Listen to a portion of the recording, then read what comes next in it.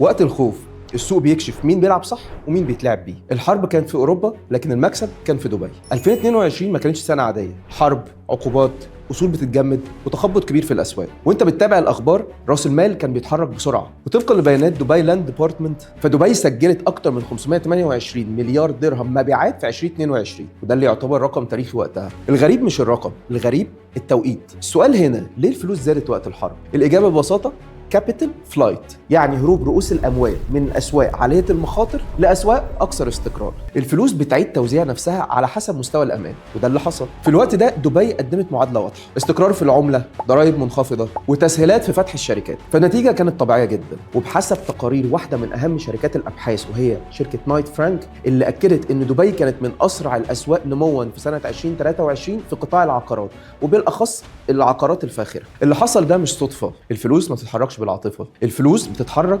بالامان. وقت الازمات السوق المستقر هو اللي بيكسب. السؤال بقى دلوقتي هنا في 2026، لسه شايف ان دبي تعتبر سوق امن لتحرك رؤوس الاموال؟ شاركنا برايك في الكومنتس. انا معتز الشناوي، والعقار قرار.